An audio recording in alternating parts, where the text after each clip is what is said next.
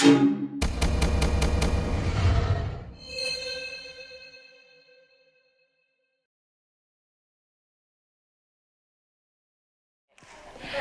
little light of mine, you know the words.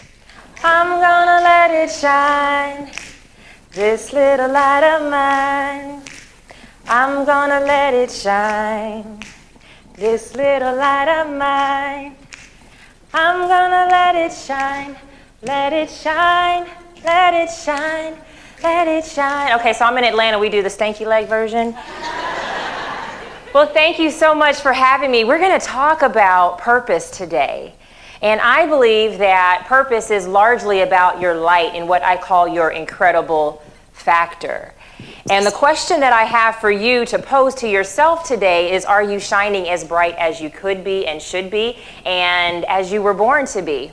You know, I love business, but what I love more than business is this concept of purpose and understanding how magnificent and necessary we are. And in the business world, sometimes we don't talk about destiny and purpose and fulfilling our life mission, but why are we in business to begin with? And so I believe that purpose is the most powerful force on the planet. That we're created on purpose, with purpose, from a place of purpose, for the very purpose of purpose. That's a lot of purpose. We're created on purpose, with purpose, from a place of purpose, for the very purpose of purpose. But here's the problem with that. Most people on the planet don't know their purpose. And a lot of us are afraid to admit that. Actually, I wrote this book called Believe Bigger, Discover the Path to Your Life Purpose, because I'm so passionate about it. And I start out actually in the opening pre-chapter called Confessions. And it opens up saying, I don't know my purpose. 5 words that most of us as women are afraid, even embarrassed, to say aloud. We talk around purpose. We encourage others to enter it, but so many of us don't truly, confidently know it for ourselves. But that's okay. You're not alone. The majority of women on the planet, and men, don't know their purpose either. It's not popular to confess that you know you have a greater calling, but you don't know what it is. Well, purpose is not supposed to be an ever-seeking, never-finding, elusive, impossible-to-grasp type of thing. It's designed that you know your purpose. You see, when we look at our lives, we see chaos. But when destiny looks at our lives, it sees a map. I'm going to share with you something that I've discovered called a purpose map today, and why I think it's essential for business owners to start playing by a new set of rules. Not just money as usual, not just influence and income and deal making as usual, but to soak ourselves in a sea of significance, because to me, I have found that it's greater than success. And actually, it is the soil upon which we want all of our success to grow out of anyway, or why else are we in business? And so, here's this interesting thing. Purpose is this powerful force. It's an important thing. Do you agree with me? Yes, or maybe I just need to go to another session. But if most of us don't know our purpose, but we're supposed to know it, why is that? And what is standing in the way? And how is it important to our desires to build a legacy, to build, have impact in the business world? Well, I think there's these two competing forces that are competing for what I call your voice. And I discovered that when a woman does not know her purpose, actually when a girl who becomes a woman who was once a girl does not know her purpose, a woman settles.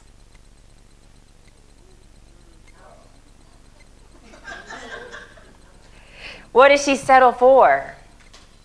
People pleasing? Protocol, approval, and what I believe is the worst of all of them, appropriateness. Is anybody with me? Are y'all awake? Did I get too strong too soon? When a woman doesn't know her purpose, she settles. She settles for what other people think she should be. And I don't know if I'm the only one or the only woman in this room, but we've been shoulded on quite a bit.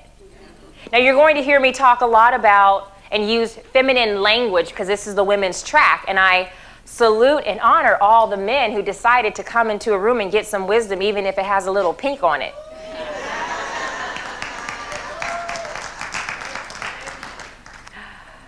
But a woman settles because we've been shoulded on.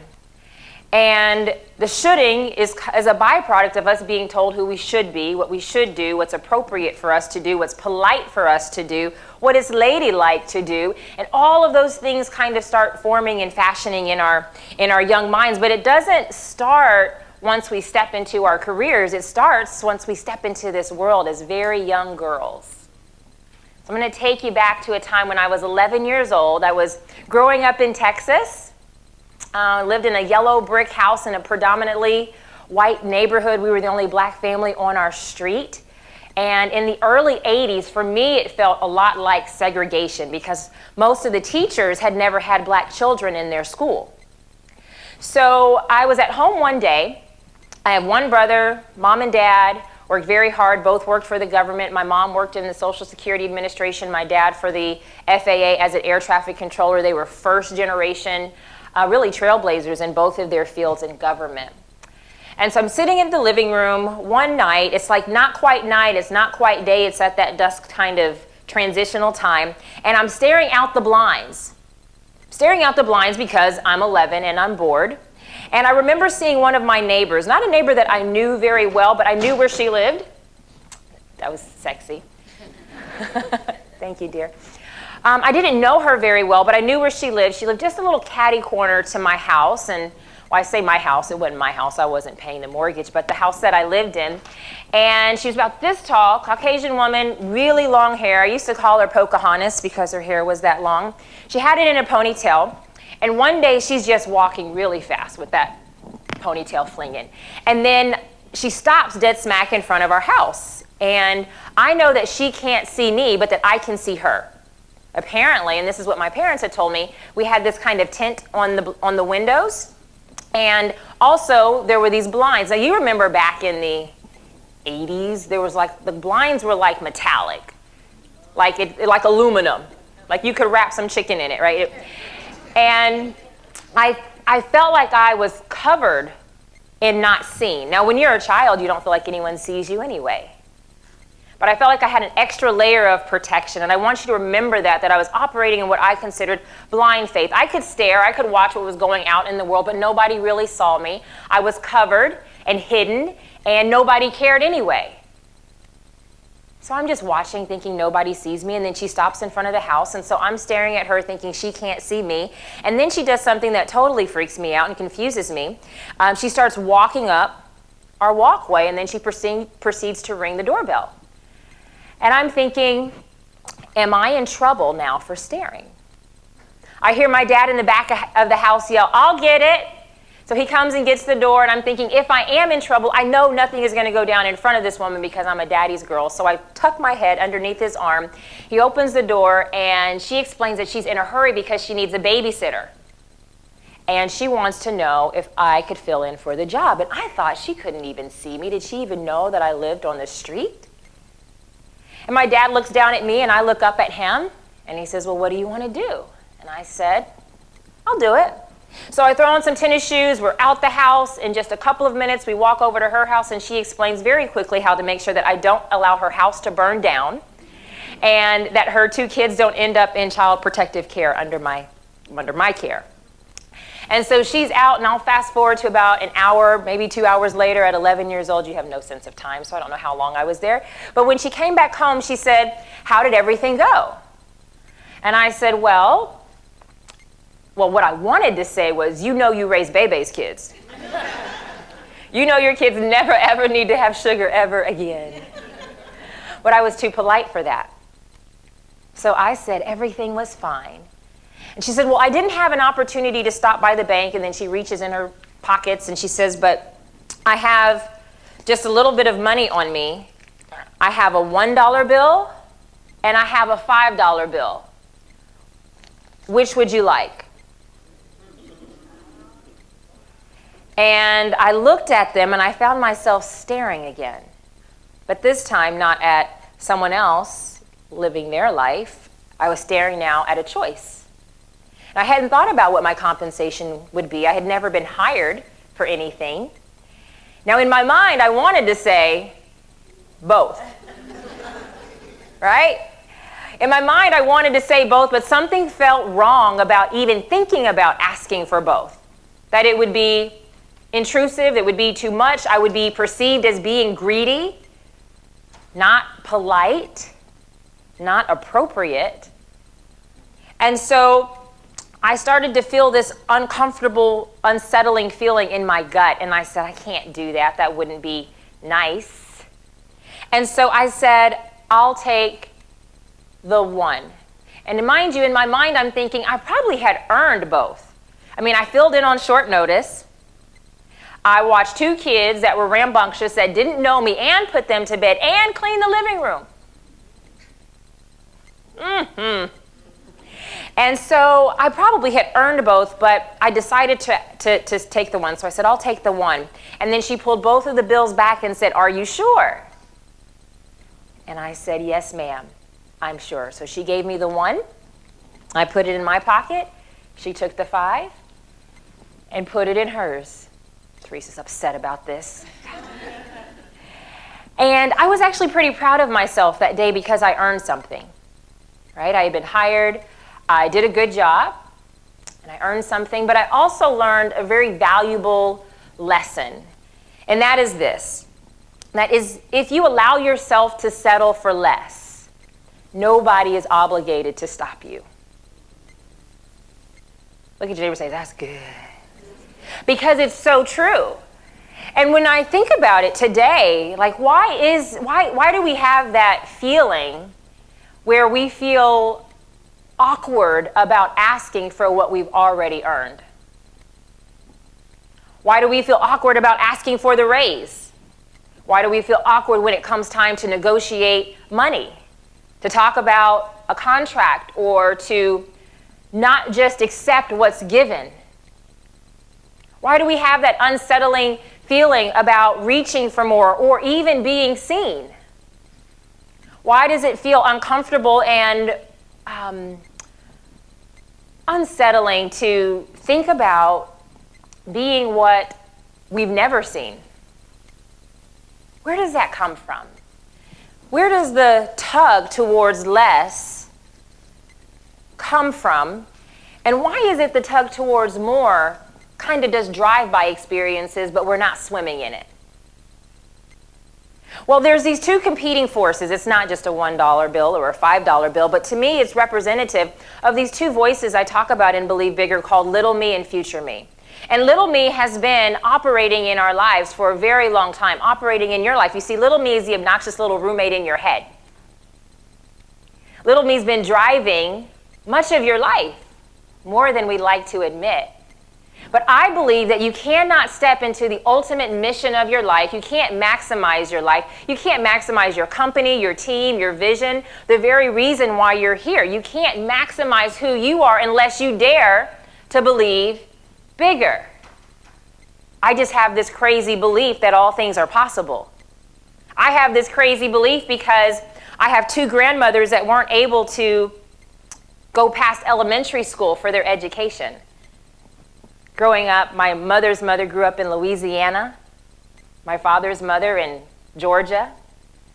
Both of them cleaned homes and buildings for other people because those were the opportunities they had available to them. My great aunt Effie, who was like another grandmother to me, she raised other people's kids because that's the opportunities that black women had in that generation. And just one generation before them, they had parents who were sharecroppers. And one generation before that, parents who were slaves. So how dare those of us who carry the legacy of those who didn't have the opportunities that we have today to truly live in an unlimited form and fashion, to build wealth, but also to be seen and to be heard and to be a voice. How dare we do less when we have so much more? Who said wow? Can I get an air fist bump? Air fist bump, thank you.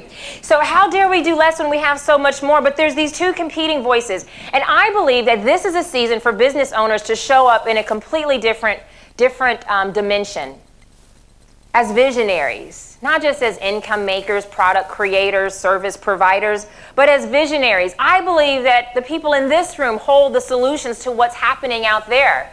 What we see on television that is recycling itself. There's an absence of fresh voice. And I don't look at it as waiting on somebody else to be the voice that's missing. I look at it as me. If I'm quiet, how could I complain about somebody else who's actually using their voice, even if it's stupid? They're bold enough to speak, but why is it those who are the most brilliant, who have the resource, the intellectual capital and resource, in terms of ideas and innovation, why are we sometimes the most quiet? Why are we so proper? Why are we so protocoled? Why do we do things so much by the book? But I believe that if we would break in and actually decide to adopt somewhat of a disruptive and rebellious approach to business, that will bring forth innovation and vision and changes that's never been seen. Because that's where the new income is at. It's not in what's already been done and what's always been done. But you can't step into it unless you dare to believe. We've got 3 people you're going to catch on. If you dare to believe bigger. And so these two competing voices, little me is the voice of fear. And little me is the voice that says you're not good enough, you shouldn't do this, you can't do this is not how it's done, you shouldn't do it this way. This shoulding on.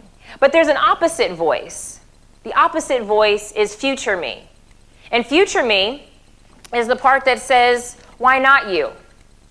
Why not do it differently than everybody else in your industry does it? Why not step into something that you've never seen? Why look for what's already been seen? To believe bigger, in my opinion, believes to operate in the realm of the unseen. Because if you're a business owner, and I believe that entrepreneurship today is the new faith movement. Let that sink in. I believe it takes great faith to start a business. Hey, I'll just speak for myself. It took great faith to start a business, to grow a business, to expand a business, to leave a law firm with a very nice salary, to go out into the unknown world. But those of us who do that don't just get to do that one time. We should be doing that on a daily basis. The vision of being able to see what hasn't been done is what I have found creates, I consider it blessed income. Income that isn't just average money.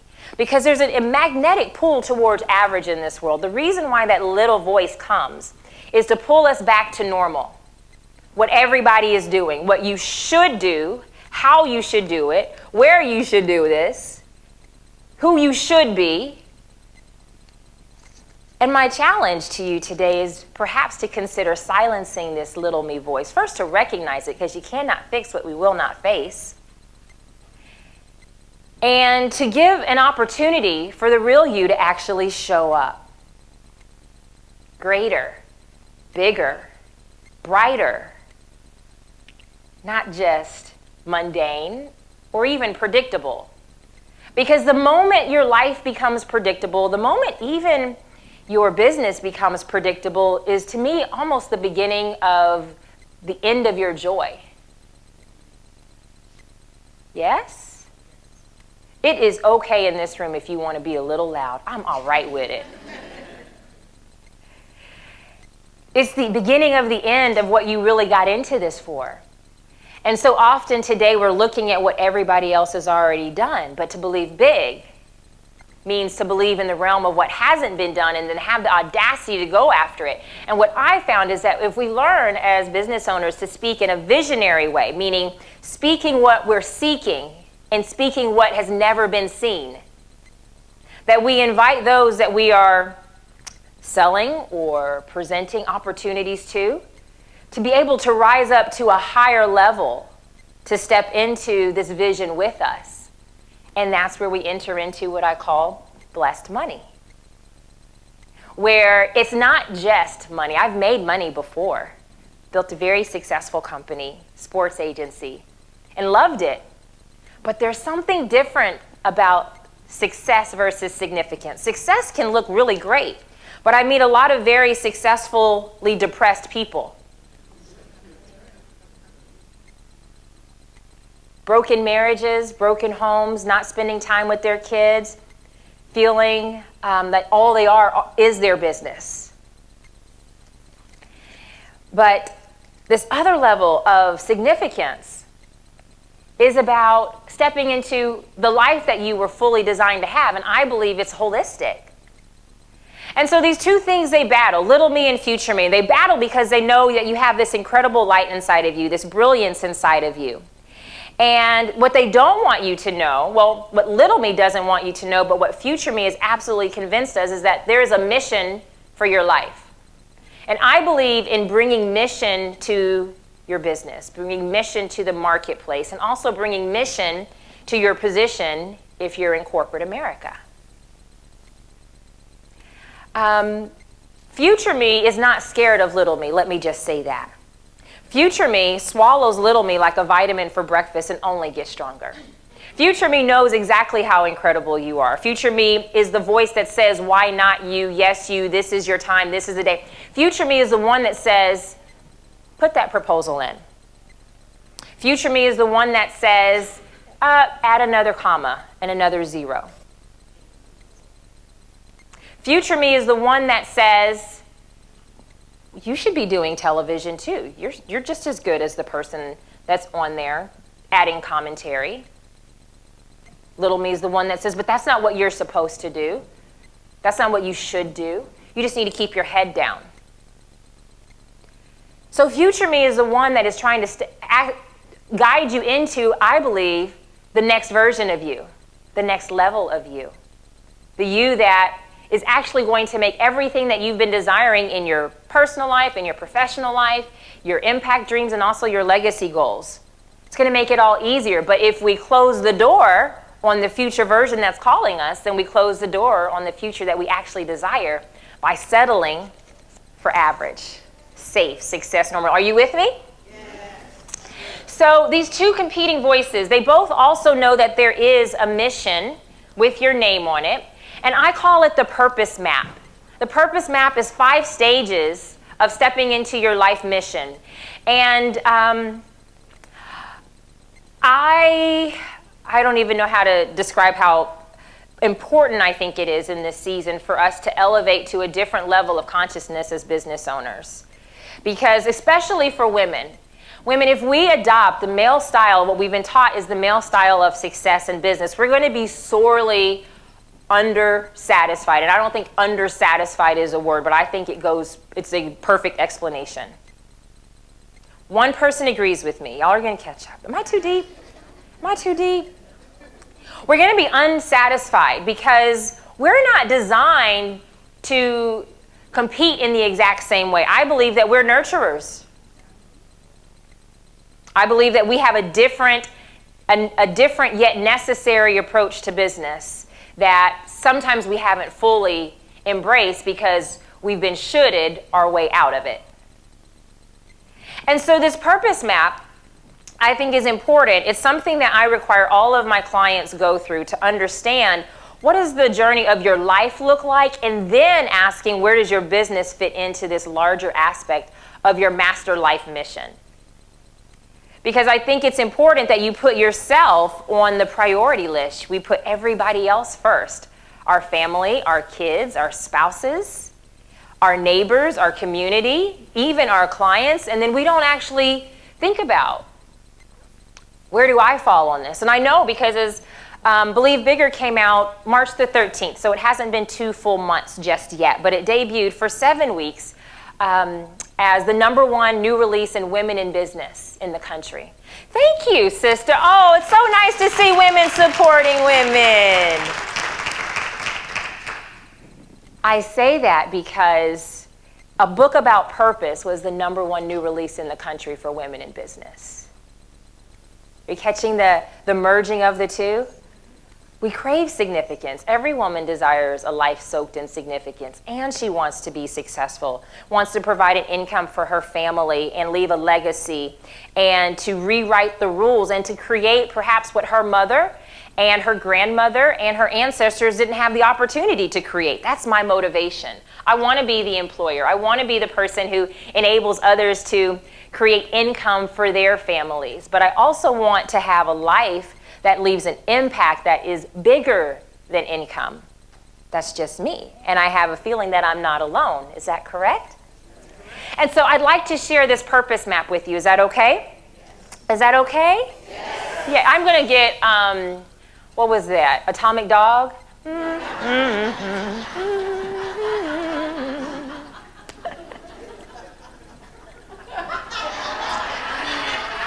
Sorry, I knew I wasn't alone. So the purpose map. The purpose map.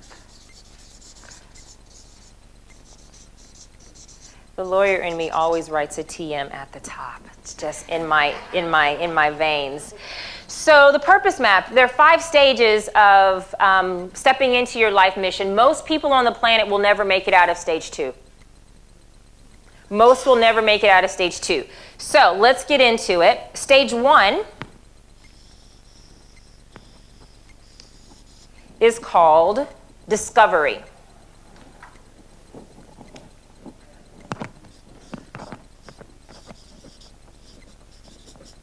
Discovery is where we learn the do's and don'ts of life. This is where we first meet little me. This is where we get shooted on. This is where we're like sponges and we absorb every single thing that we hear and who we're supposed to be, how we're supposed to navigate our lives. This is often where many of us were taught that we shouldn't be entrepreneurs, that we should get a good job with benefits and that blue check that comes every 2 weeks. Because that's what we were told, that's what was passed down to us as wisdom, not recognizing that maybe it was just limited information. Maybe it was just a byproduct of the time passed down to us to guide us.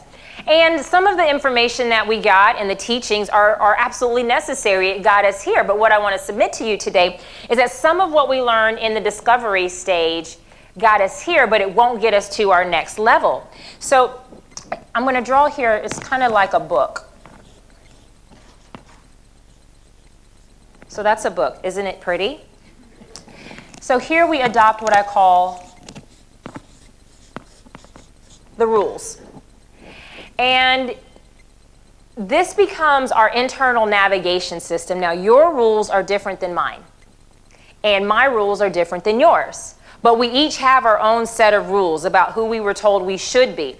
And in this stage, we ask this question. In each of the 5 stages, we ask a key question. In stage 1, we ask the question, who am I supposed to be?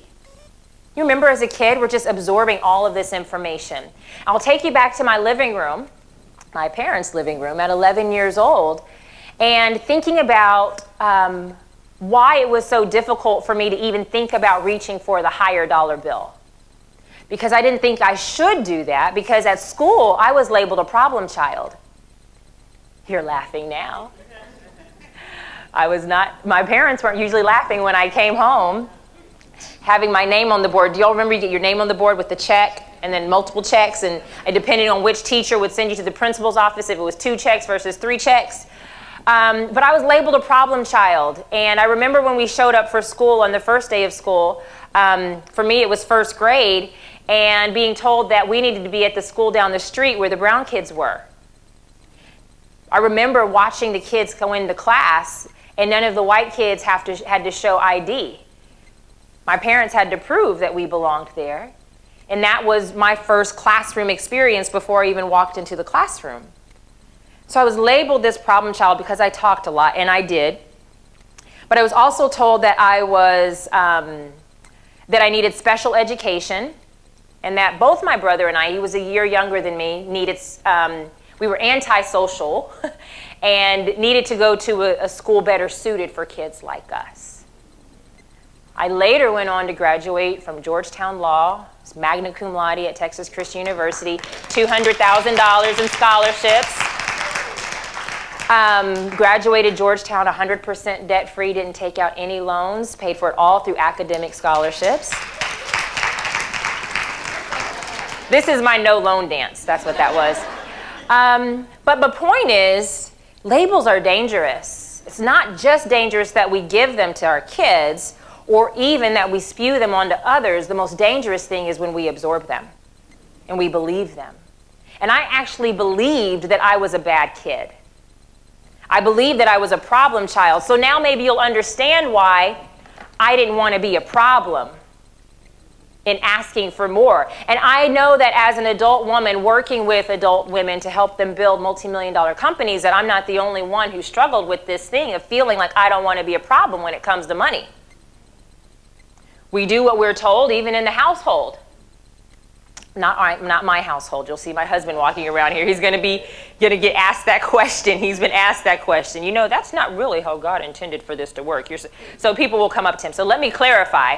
In general, oftentimes, though, we struggle with this, right? We struggle with what's our voice and what's our role, what's appropriate when it comes to money. And so we're challenged to believe bigger because of all of the rules, the navigating inside of us, telling us what's appropriate, what's polite, what's ladylike. And we get all of these messages from our church, from our parents, from the media, from society, from our teachers, from our peers of who we're supposed to be.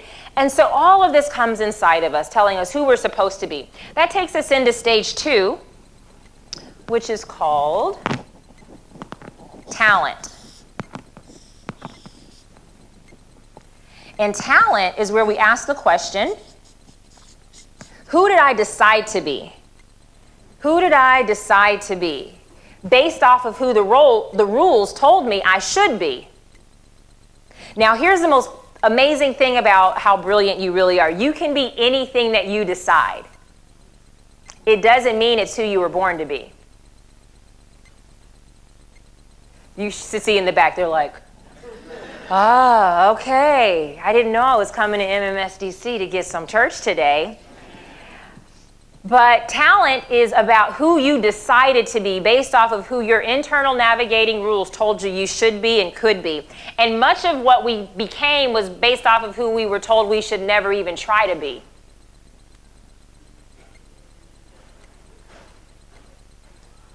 So many of the decisions that we make in the youngest seasons of our life, when we know the least about how we're really designed, become permanent.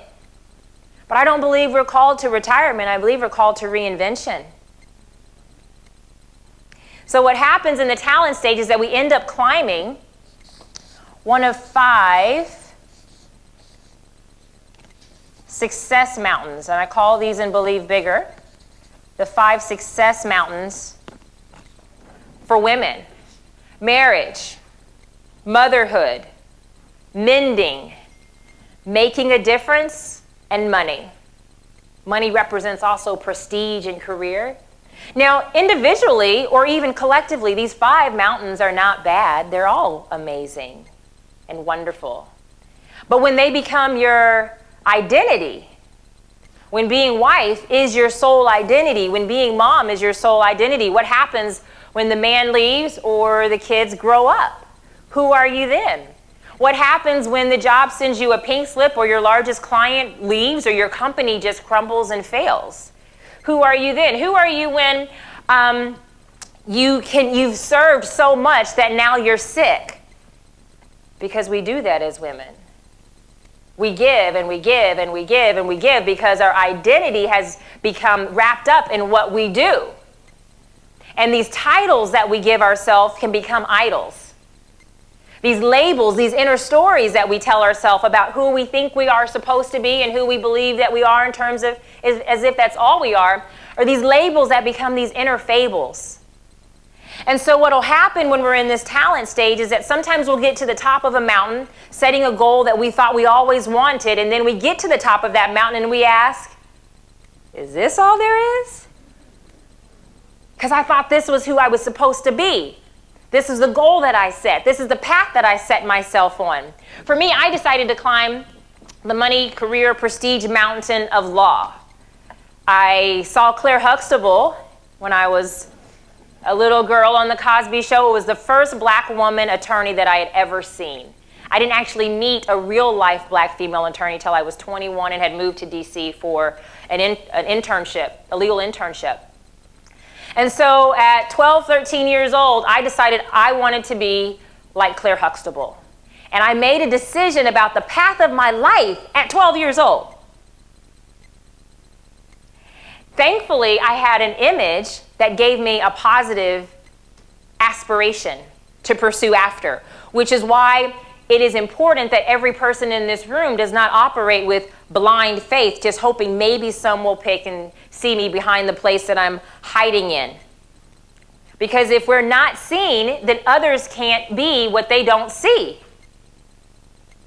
And us stepping into where we're supposed to be, as I'll show you as we move forward, is the way that the younger generation, but also other business owners, and you're going to have a greater impact when other people see you stepping into the fullness of who you are. It unlocks stuff in other people. Each of us. Am I the only one who is a byproduct of seeing somebody who was doing something greater than what I had done that gave me an aspiration to believe bigger, to go bigger? Well, I believe our lives are supposed to be the example, the manifestation of bigger belief and action, or else why are you in business? Why you show up each day? So for me, I decided I wanted to be a lawyer at 12, 13 years old, and I'm pursuing this path, and I go on to law school, and I go and compete on this show called The Apprentice. Have you heard of it? She's laughing already. She's like, his hair looks much better in person than it does on television. Get that out the way. I left law school a few weeks prior to graduation to go and tape that show. And we finished taping the day before my graduation. Actually, I got fired 2 days before. This is when I knew that 45 made a couple bad decisions. Let go of really great, bright, brilliant talent. But I did last 10 out of the 13 weeks. Make your neighbor say, she almost won the thing. So I come off The Apprentice. I get this idea the day after I get fired. I'm no longer living in Trump Towers on a set with all these lights in the suite and don't have a whole group of people around me. And I have a quiet moment to myself. And it was in that moment while I'm in this suite that I get this idea. And the idea for the first time was to work with professional athletes. Now, I've never had that desire before. When I was in law school, that wasn't a desire. I remember my fellow colleagues and classmates in law school fighting over the one sports law class that Georgetown offered. And I said, well, I'm not competing with you for that. I didn't have a desire. I wanted to be Attorney General of the United States or a juvenile court judge. And I was gonna give this corporate path a try. But I didn't have a desire to do sports. So all of a sudden, this lightning bolt moment comes in. I call it a lightning bolt moment. And so often, because of the rules, we won't make room for new things. And I get this idea to work with athletes, and I do something that the one person that I know, at least at that season of my life, that I can say something that doesn't make sense and someone's going to actually affirm it. I called my mom. I said, Mom, I'm going to work with professional athletes. I have no idea how this is going to happen. I didn't take any classes in school, and I actually haven't really graduated yet. But somehow this is going to happen. It didn't happen right away. I go and I start my job at my law firm, one of the biggest firms in the city of Atlanta. And I do that for about a year and a half. During that time, I also did some work with Atlanta Legal Aid, providing pro bono legal services on a fellowship. So my firm paid me my big salary while I was able to serve and work with those who couldn't afford legal services. And I learned in that moment, it wasn't that I didn't love law, it was that I didn't love the type of law that I was doing because it didn't have the level of significance that I desired. It was something, I remember the day that a woman came back to thank me for helping her to be able to stay in her apartment. Her slumlord was trying to evict her because her son had a disability. And he was considering her a nuisance. Well, you can't eject someone with an actual disability because of their disability. Violates the Americans with Disabilities Act. And so I was able to keep her and several others in her apartment, but it was so special one day when she came to my office with some fruit that she probably got at the corner store. It was a little white plastic bag with fruit inside of it and plastic silverware. And she's like, I don't have much to give you. She was from Ethiopia. I don't have much to give you, but I have this. And I couldn't take it because we couldn't take gifts. But I remember working on cases for MCI, WorldCom, and these huge, big companies. And while I was learning a lot, I didn't have the sense of gratitude and the warmth, the passion of that one moment where a woman wanted to pay me with a small bowl of fruit. And it unlocked something in me. And so I started getting this desire again to figure out how I was going to work with athletes. I started meeting a lot of professional athletes, and I tried to introduce them to my law firm. And they said I was too young, that I wasn't supposed to be networking in this way. Now, I had been on a national television show. I'd been a professional speaker. I'd been an entrepreneur. And I could see the path to becoming a partner was bringing in business. And here, these are blue chip NFL and NBA players. I'm thinking we can work with their intellectual property. We can do taxes for them, estate planning. There's all kinds of things that we could help them with, and even just franchising, helping them with when they're starting new businesses, but they couldn't see this vision. And so I decided to leap out and start my own agency called Edge 3M Sports and Entertainment. And I remember the day that when I gave my notice and I was having my exit interview and sitting across from one of the partners saying to me that she thought I was going to go work for somebody else's company, and tried her very best to talk me out of leaving, saying that I would waste my law degree and that I was about to ruin my career for leaving to go out on a faith walk to start my own thing, that they wouldn't allow me, which was their firm, right? And so often I meet a lot of those who are in corporate America seeking this transition and feeling this tension. And sometimes your ideas don't belong in the place that you're in. That's the tug. That's future me saying, step out. And I remember when I said I was going to start my own company, and she said, holy, the other word for poop. And she said, you're going to have to buy your own pens and paper. And I remember thinking, I don't want to be this person 40 years later, scared to leave, has been practicing law longer than I've been alive, but scared to leave the comfort of what's always been. So what happens over here in the discovery and talent stage is that we're in what I call the comfort zone. And most of society is designed around keeping us here. And even raises, success can keep us in our comfort zone. But there's a greater place for us to step into that we're supposed to be. So I leave and I start my own agency. Everything is going really great. I end up signing the highest paid defensive end in the NFL as my first client. He just signed a $62 million 7-year deal with the New Orleans Saints. As business owners, we know that a good client is the one that can afford to pay you. So then it just grows very quickly. So I'm representing NFL, NBA players, WNBA players, Major League Baseball players, and everything is going fantastic. I'm doing regular TV commentary for CNN, ESPN, Fox Business Channel. I have a book out at the time called Skirts in the Boardroom, and everything seems fantastic. It seems great. On top of that, I'm closing a lot of corporate clients for my athletes. So my first corporate client was Rolls-Royce, and then Tiffany and Company, and then Nike, and then Sprint, and then I started doing TV deals. Now I am this young lawyer that's too young to do this, remember? And all this happens within the first 2 years of me being in business. It's the fastest growing women-owned sports agency in less than a year. Thank you. So I take this leap. I listen to future me, and then I find love. I meet this man, and we get engaged. And I am head over heels excited about this new season of life. But what was really special was hearing the words mom for the first time, because he had 3 kids. So I was most excited about becoming a wife, but also a bonus mom to his 3 kids. And there was something that was more special and more sweet and more significant about hearing those words mom than The Apprentice and television and books and this company that is growing quickly. I built out this, spent a lot of money on building this office out.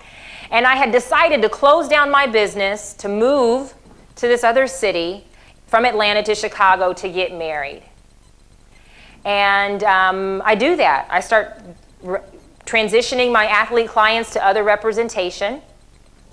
And it's Monday before our Saturday wedding. Now everything is set up. We've got guests coming in from around the world. It's a fairly high-profile wedding, and they have their airplane tickets.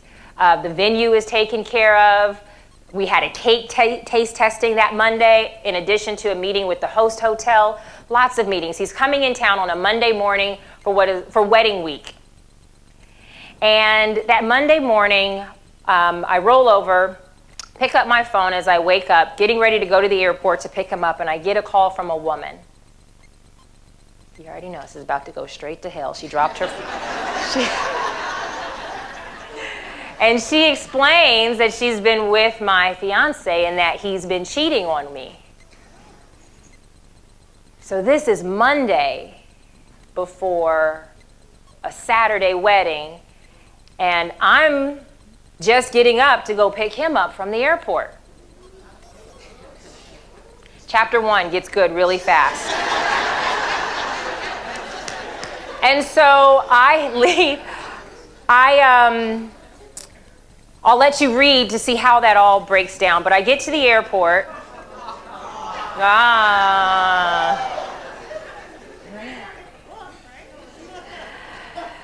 Just because we're limited on time. But I was embarrassed and devastated. I thought, I'm too smart for this. I'm a Georgetown law grad. I'm a successful business owner. We're not even immediately going on our honeymoon because I have some stuff to do with CNN and Essence magazine. This kind of thing doesn't happen to a woman like me. And I remember being getting to the airport, looking at my fiance at baggage claim, just standing back in the cut, you know what that means?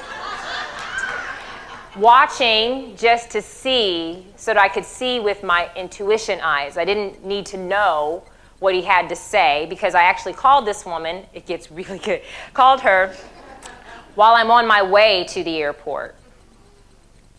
And I'm a very trusting person, but I was managing athletes and negotiating, and I considered myself a master BS detector being in that space. The athletes, 6'8" NFL tight ends, they all called me the general. Because you have to carry yourself a certain way in that space to be taken seriously, and especially with the level of growth. And then you've got these huge sports agents that are like, where's she come from? Out of nowhere, scooping up our clients. Why are so many going to her? So I was very defensive and protective, but I wasn't expecting to have to do that with my heart. And so once I discovered and saw that it was true before I even asked him a word, I called the wedding off. I told him, you're going to need to tell your friends and your family that this is not happening this week. Called my mom and my wedding planners, and somehow they stopped this train that was in motion. And a lot of people say it was very brave to call this wedding off. I believe that I had a grace bath the night before, just an encounter with God that really was preparing me not to lose my mind and to pick up the knives at the airport with Homeland Security around. And I think the brave part was choosing to heal. So what I learned is that when you mountain climb and you are addicted to success and achievement, as I didn't know I was, I talk and believe bigger about how every woman is an addict. The question is, what kind of addict are you? What we end up doing is we start mountain hopping. So when I went from my law firm to my sports agency, I was still just mountain hopping. So there was a greater place. I went through this period of trying to figure out, how did I end up here? And why did this, not just why did this happen to me, but why, was there something greater? I've believed for a very long time that my life was not my own. These are arrows. And I was determined not to do this season of life again. I went through a period of depression and confusion and asking, Well, let's also just talk about I closed my business down, so now I don't know how I'm going to pay my bills, right? So I'm heartbroken and financially broke, and I feel in my inner spirit saying it's time to pause and rest, and I'm like, well, who's going to tell that to the mortgage company? And so when I was leaning up against the car that my ex-fiance had bought me, and now I don't know how I'm going to pay for, this was the day after the wedding was supposed to take place, I said this little prayer to God on the busiest street in Atlanta, all these people had still come into town because they had their tickets, and I said, God, how did I end up here, and why did this happen to me? And I heard a whisper that says, you're going to be able to change the lives of women like never before. And I thought, couldn't you have sent me a memo? And then I thought, I don't really like women, especially not working with them, because they can be evil. And I thought about a lot of the experiences I had at my law firm, and I talk about hazing in the workplace that happens, that we also do in the business world. How we size each other up, and how we look at each other, and how we tear each other down, and we go with the opposite of how our feminine essence is actually designed to co-mingle and co-integrate with each other. And so I didn't know what he meant, but I knew he meant it because he certainly had my attention. My whole life had blown up. And so sometimes what I call split rock moments comes into our lives to break us up with our comfort zone so that we would enter into this place called the gap. I believe this is where most of us are now, in this place of transition. We're not where we were, but we're not exactly where we're going. We're not in our Egypt, but we're not quite yet in our promised land. We're in this transitional wilderness place, somewhat going in circles, maybe feeling like you've tapped out in your business, like you are kind of going through the motions, but nothing new or fresh is really coming or happening. And I believe it's because you're still operating with an old vision trying to get into a new place. And that you're also not willing to let go of the rules of how you've always done it, because your comfort zone isn't where you're supposed to end up. There is a greater place, a greater space that operates with a higher frequency. I call it your glory zone. But the way that we get unstuck and out of the gap is we have to first unload. We have to ditch the rules. We have to ditch little me. We have to ditch how we've done it. And we also have to ditch the idols that have been our titles. The things that we say that we are, because it's become a prison limiting who we could actually be. Are you with me? Yes? And so we've got to be willing to unload. That's the only way that we'll move through the gap into what I call the shift. Now, a lot of people think they're in a shift, but they're really in the gap. You know you're in a shift if you're actually moving forward.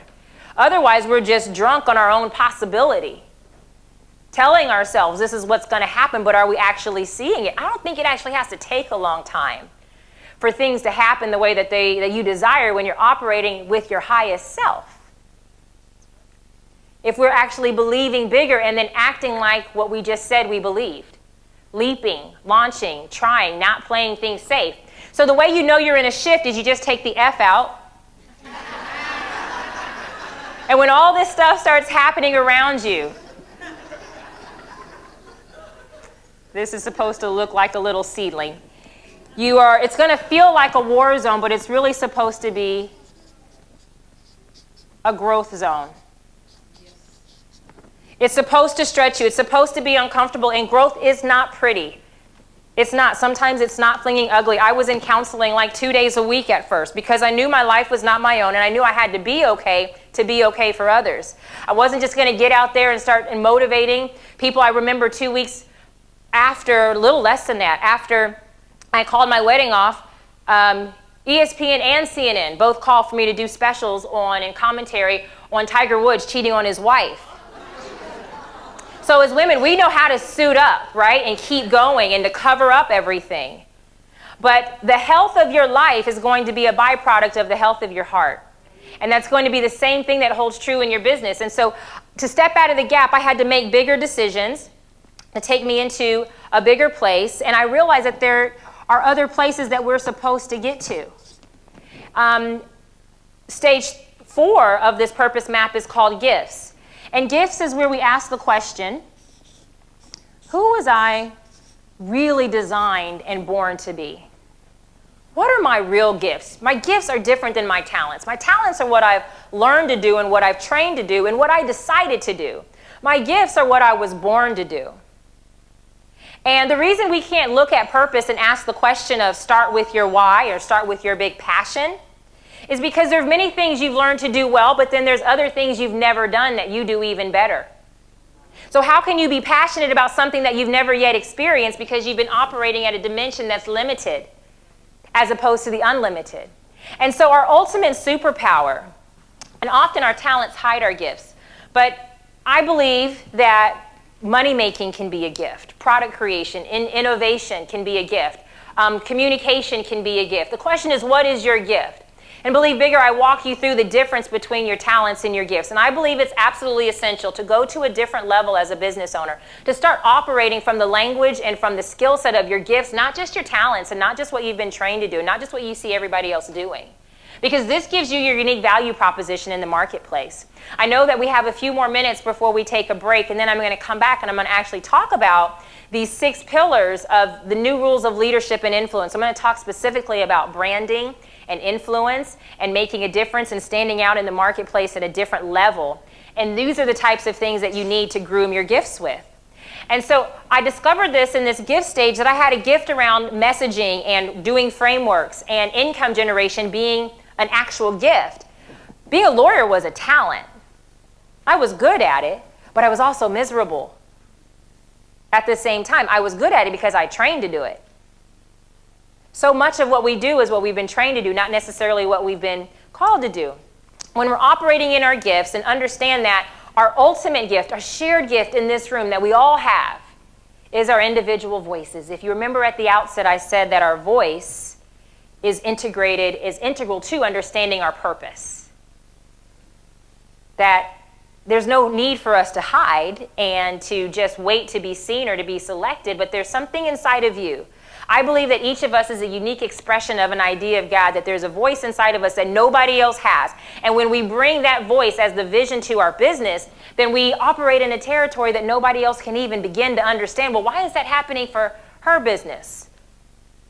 Maybe she's a visionary who's not just recycling information, but speaking something new, operating in the realm of the unseen, sharing that at the meetings that she'll be having tomorrow with potential buyers. And when you operate in your gifts, using your voice, we step into this place called influence, which is the final stage. In influence, we ask the question, where am I now being led to lead next? Not if. I don't believe that some of us are designed for leadership. I believe it's all of us. I just have this idea and this thought that God's not a respecter of persons in that matter. And what would happen if we raised our kids to believe that one day they would be called to lead? That one day, that everything they learned in terms of how to navigate life, the skills that they learn in terms of how to climb mountains, to be good stewards of their abilities, to learn to be responsible, to be excellent in their craft, that would be just like a sharpshooter learns how to master the skill of shooting one day for battle, and then to master battle one day for teaching other people how they climbed, how they overcame, so that you can now lead other people to do the same. Are you following? Yes. That each of us has this shared calling of being a teacher, of also being a visionary, of being a voice, so that other people can see you and see your success, because it's important that you win. It's important that you win because someone else is going to need to see that they can do it too. And some of the obstacles that you face, the resistance, the challenges that you're inevitably going to face, it's not an attack, it's an alignment. It's an elevation, it's a recruitment for higher ground, because you matter, because your voice matters. And so as I went through this process, the first time I drew this map was for a woman actually at Home Depot. Not Michelle, though. And I drew this for her. She was trying to transition, not sure where she was at. Delta Airlines was one of my clients, and we were at a mixer for Delta Airlines. And I drew it on the back of a napkin. It was the first time I ever drew this map, and this was 7 years ago. And she says, I'm right here. I'm in the gap. And I realized in that moment that this next season of my life would be about leading people out of the gap and helping them to build their businesses by helping their customers and their clients to get out of the gap that they're in. And that's your job. That's your mission. And it was in that season of also trying to rebuild my life, not only spiritually and emotionally, but I also started investing in more business programs so that I could maybe gain even another new skill set. People kept asking me, how did I get athlete clients and corporate clients? And so I put together this event called Me University, the Ultimate Business and Branding Boot Camp in 2010. I had a client by the name of Brian Tippins at HP, and he was my first corporate client that invested in my company. And that next year, several others signed on and helped sponsor the next Me University. One is in the room, Teresa Harrison with Ernst & Young. And also Michelle. Tell Michelle that I thanked her publicly because you're here. I thought you walked out. Oh, I'm sorry. I saw your pretty face. I was actually hoping you wouldn't be here so I wouldn't tear up.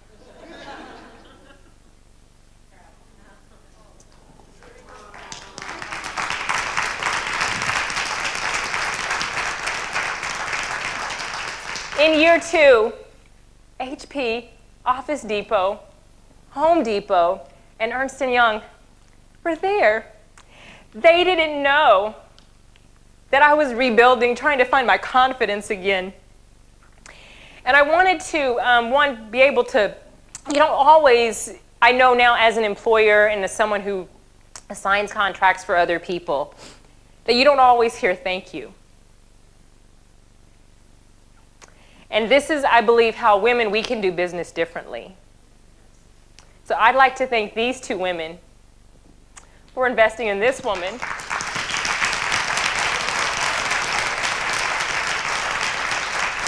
Because it not only changed my life, but it's changed the lives of so many other women. Today I run the largest business coaching company for women of faith in this country. And going from not knowing how I was going to pay my bills to now doing multiple 7 figures, teaching about purpose and branding and income generation and profit, and that's what the next session is going to be about. And when we invest in another woman, we invest in brilliance, but we also invest in the type of nurturing that will nurture an idea to fruition and not just make it rush and compete its way out. And so it was through going through the gap, making bigger decisions, putting this idea out. I had never thought about coaching or getting into this type of personal development space, but I cast this vision first for Brian Tippins at HP. Now he's the Chief Diversity Officer at HPE. I cast this vision out, and I said, I want to help small businesses develop their capacity through branding. And they're like, that's a unique approach. We've never heard that before. And I found that through media and through strategic positioning yourself as an expert, that a small business is no excuse for a small mindset, but that we can operate at a higher level with lower resources, but have bigger impact. Because here I'm just this one woman in the beginning, and as I grew just by year 2, the level of sponsorship deals were the size that they would give for companies that have a 40,000 member base. This is how important it is to learn to speak visionary, to operate with significance and not just success. And I believe that is what is calling to you as well. The last thing that I want to say is that on the other side of a shift, of stepping into your gifts and your influence, is not just a larger company, which is a nice thing to have, and more income because it gives you choices and you can hire more people. But for me, I also, as I stepped into my purpose, I believe I met my purpose partner. And everyone likes the good, let me put this here, at good ending. And so I say this to women business owners all the time, because I was scared about growing my business. I thought, if I grow my business, am I going to stay single forever? Am I going to be intimidating? And I had to dump the rules and the stinking, shrinking thinking that I talk about in chapter 3 about living with what other people say as they think we should based off of their own wounds passed down as wisdom. And I'm so grateful to my husband now as a man who is very successful in his own right. You may have seen him this season as the celebrity counselor on Real Housewives. He's had his own TV show on the FYI channel. But he chose to choose me even as a boss lady who wasn't going to shrink, and said, I want to step and be in that space as well. And I don't know who that's for as a woman. I know we don't talk about that usually at business conferences, but because I coach women and I know that this is one of the thoughts that goes through in our head and it's a women's session, I just decided to be really honest and transparent and put my heart out there so that you would know that I see you, not just as a successful, polished woman that you are, but I see the girl in you. And she matters too. And so thank you to my purpose partner. I just wanted to clarify, he's not the one who cheated on me. Someone walked up to him in Florida. We were at this women's brunch the other day, and she said, well, did you repent before you asked her to marry you? But look, last thing I'll say about why it's important that we're visible. 6 months after The Apprentice ended, they were re-airing replays of the season on CNBC. And there was a woman who was dying from cancer. And her mom asked if I would talk with her. And I said, sure, of course. I was working at Legal Aid at the time, Atlanta Legal Aid. And I got on the phone, I talked with her. Her name was Faith. She had 2 kids named Hope and Chance. And when I was talking with her, she was very weak. And at a certain point, I just asked her about her relationship with God. And I didn't know if that was appropriate or not, but it's what I felt inside of me. And she had seen me on this business show. And she says, I'm not sure. So I prayed with her, and I said, I know we can be sure. And then at the end, she had a very tender voice. She says, if I'd known it was that easy for me to grow and come into a closer relationship with God, I would have done it a long time ago. That night, I went home, and I got an email from her, and I went to call Faith the next morning, and she had passed away. And I realized then that business matters, but it's not just about the money. It's about us being seen, and we can have impact in ways that we don't even begin to understand. I had a woman in a workshop one time who stayed until the very end, and I didn't meet her until 6 months later, and she said, I was getting ready to commit suicide that day. But I came to your business and branding workshop that would have not started without women like Michelle and Teresa investing and giving me the confidence to maybe do this thing again. And she said, I decided not to by sitting there listening to you tell me that I mattered. And I started my own company. I have my own business, and she handed me her own book. And so it's important that we're seen, that we're visible, that we break up with success, that we step into significance, because the success there is so much sweeter. And I invite you, after we take a break, to come back, and I'd love to talk to you about what does it really take to build your brand and your business. And also, are there books out there? So we have a retailer that's local to Detroit, a woman-owned business. We want to send her back with no books, so I hope that you will get one for you, but also think about somebody else or your team or someone at your company as well. A client that you have even that you would like to give them a copy. This whole purpose map is broken down. I'll just define for you the difference between your talents and your gifts and help you leave very clearly with what your life mission is. And this is what I'm doing in this season, is teaching about this purpose map for business owners, but also for women's events around the world. And so final parting words are this. One of my favorite quotes is that if you are not living on the edge, you're taking up too much space. And we need you. God bless you. Thank you so much for having me.